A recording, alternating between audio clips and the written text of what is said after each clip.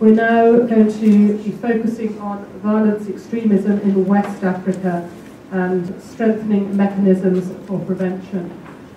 Our first speaker, Emmanuel Bombande, is probably well known to a number of you in the room. He's the Executive Director of the West African Network for Peacebuilding, WANEP, also its co-founder. Currently, he is also the chair of the Global Partnership for the Prevention of Armed Conflict, one of the organisations that is co-hosting this event.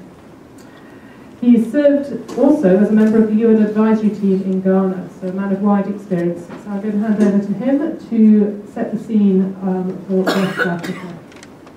Thank you so much, Jenny. So I'm happy that in this room, apart from Accord and Nairobi Peace Initiative Africa, I also saw Yakisilias from ISS, and I'm sure you will be able to support us. I could not help but try to, it's not on? Thank you. I could not help but try to just give you a very quick quote that just came off the ECO1 Daily Highlight. The ECO1 Daily Highlight is the daily highlights of events in West Africa coordinated by the West Africa Early Warning and Conflict Prevention System.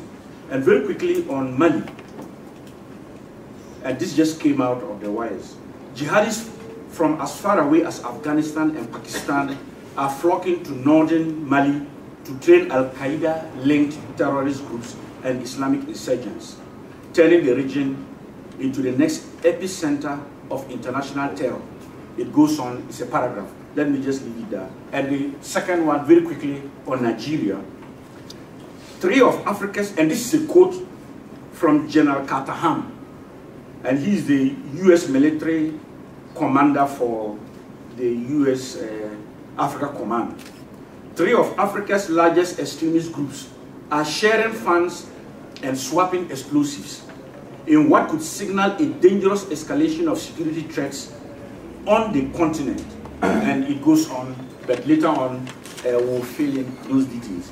Very quickly, what I want to do in a few minutes is to look at how we are trying to strengthen the mechanisms for prevention within the context of the volatility and the emerging new threats and challenges. And to do that, I just want to quickly highlight some key drivers of violent extremism, which came out in our regional meeting in Cotonou, Benin, in which GPPAC, Cordaid, WANEP tried to bring people from the region to reflect as a prelude to this meeting. And very quickly, without going into the details, we're talking about the challenge of resources, unequal access, and denial of political inclusion. And because of this, more and more people feel marginalized. Governments are responding, for example in Nigeria, that we are doing everything to ensure that there is equity, there is social justice, but people no longer want to hear political rhetoric. This is a challenge. People want to see concretely on the ground how this is happening. And to that extent, there is a lot of interpretation by ordinary people about what this means. So for governments in West Africa who refuse the type of political reforms that assure people that the president has a term limit, there is a problem of extremism that is growing. In other words, if you look at what is happening in Togo, that a father was in power for almost 35 years and died. The son has taken over, and there is no clear determination when he will be away, because nobody knows the term limit. There is a problem. Values, the whole challenge about beliefs, identity, faith, and ideology, which is then manipulated and expressed into the type of violence that we are seeing emerging. Endemic corruption and bad governance, to the extent that we have a former governor of Bayelsa State in the Niger Delta, now in a jail in the UK, who alone was able to put in his account $80 million US. These are issues that people simply now are so fed up that it's like we can just well destroy, and let's see what happens. The youth bulge, unemployment, which is generating the violent extremism, with now the exacerbating factors of access to drugs and arms proliferation.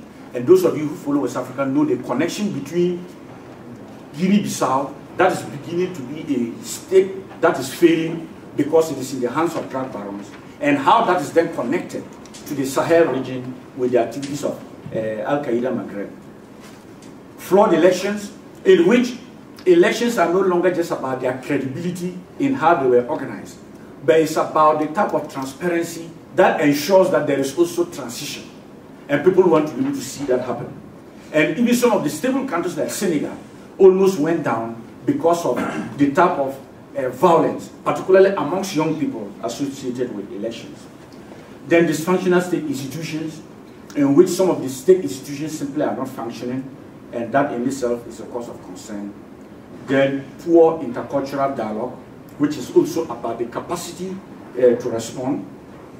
And when you look at all these, I then move on to talk about how in the West Africa Conflict Assessment Framework, the framework has been able to allow us identify at 3 key levels what mechanisms do we deploy and strengthen to be able to respond to these drivers of violent extremism. And already in the first panel, there was a lot of attention focused on root causes, where the structural characteristics of a society that define the context of a conflict setting must be handled. And to deal with this, West Africa has a legal regime in the 2001 protocol that was adopted and ratified by the Authority of Heads of State of ECOWAS. And though this was a supplementary protocol, the supplementary protocol identified that the initial protocols did not do anything to respond to root causes. And so the supplementary protocol reinforced a 1993 revised treaty of West African states, in which the principles and values of democracy and human rights were, so to speak, contextualized and found to be absolutely a priority if the region could integrate and if the region could liberate itself from the type of poverty that continues to oppress people. This was an important step in a regional process of building a democratic political governance framework for supporting peace and development in West Africa. This ECOWAS security mechanism, through the conflict prevention framework, are key instruments designed to respond to the threefold requirements of peace and security, human rights and democracy, and development, which are the core pillars of how we promote human security. This is what needs to be strengthened. It is work in progress. The signs are very good, but it needs to get to its optimum. And for those of you who want to probably quickly ask, without going into the details, what do you mean by this is beginning to work? We must appreciate that in countries like Cote d'Ivoire, when a certain president lost elections and refused to hand over power to the one who won, it was the leadership of ECOWAS referring to this protocol and engaging the international community to say that it's not the international community intervening. And so the long-held debate that we are the hegemony of international power players is no longer prevailing. We are referring to our own protocols. We are saying that you lost the election, leave. But because we do not have the means to forcefully eject you, we will appeal to the international community to help us eject you. And this is the framework that is beginning to work. Different people have made different analysis, that it is France intervening again, but West Africans don't see it that way anymore. And the signal to leadership is that there is a change in the political landscape. The second is how we deal with the proximate issues. I think there's a bit of truncation in the PowerPoint here. That if you look at the pathway to conflict and peace, the red constantly is what is the drivers, and I have given those highlights. But there's also the blue, which underlines those institutions and the capacities for strengthening.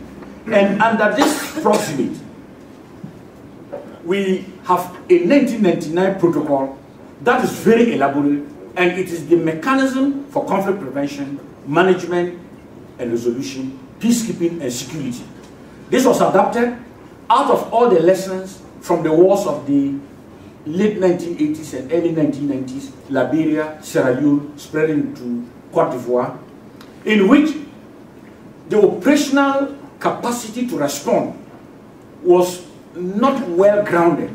And out of the mistakes, for example, the ECOMOG intervention in Liberia, in which, yes, it was to prevent Liberia from imploding and for the sub-region from imploding, and yet there were mistakes in how peacekeeping ended up also abusing human rights. But out of all these lessons, there is a clear mechanism, a clear rule of procedure in how to be able to engage.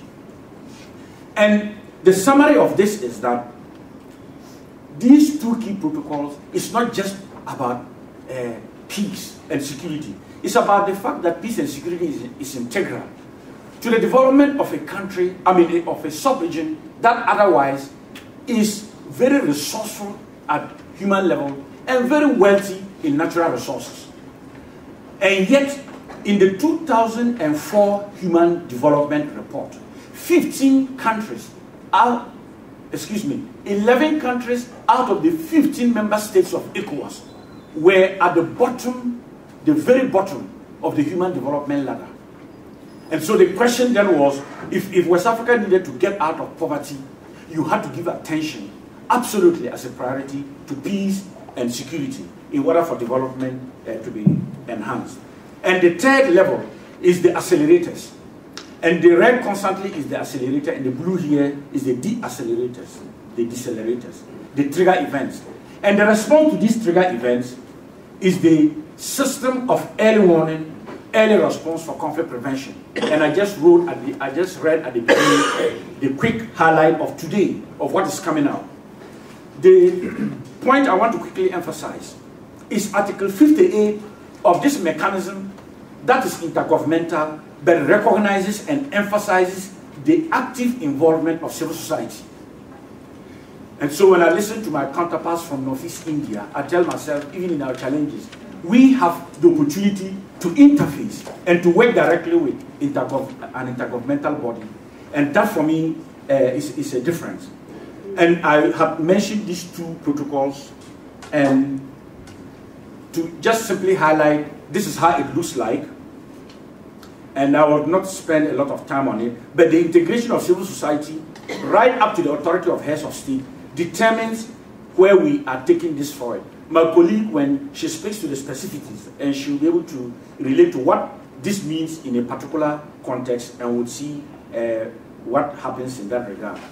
I don't need to go through the details, but I just outlined the key institutions under these key protocols that many of you are familiar with. And what I will do is just mention them in the PowerPoint highlight and try to conclude with two quick remarks. The first is that from the regional level, there is now a concerted effort for each country to build a national infrastructure for peace, precisely because a lot of the issues are intrastate and they are community-based. They are ridden with deep perceptions of unaddressed social injustices. Some of these go back to decades. And how you are able to engage in the processes of transforming these conflicts cannot just happen because the state is making decisions. It has to engage everybody in terms of how human security is at the center of it. And finally, this framework, which basically I have made reference to, and that is where I want to make the conclusion, is simple. That West Africa has the red, which is at the first level, the area of mobilizing people for conflict, as we are seeing in the Sahel region now of Mali, right across the belt to the west in Mauritania. And then we have recruiting communities. And these recruiting communities is the radicalization of young people from various levels, and I have given you some of those drivers. The challenge is, how are we mobilizing for peace, which is the blue? And as we move to the right, we have the conflict drivers that I mentioned, but what are the conflict mitigators? The mitigators are some of the institutions that I have pointed out that need to be strengthened. But we have decisive movements. Some of those decisive movements could be elections. And whether a country will continue to hold or not would also be the decisive movement to be able to respond to that threat. And in responding to that threat, we have future scenarios. Either we are going into an escalation of violence, we are maintaining the status quo, or we are de-escalating the violence to a peaceful process. And these institutions now need to be strengthened in order that we can de-escalate the that are very pervasive at the moment and build on a new future that has a promise for the region, which is the peace that everybody wants. Thank you so much.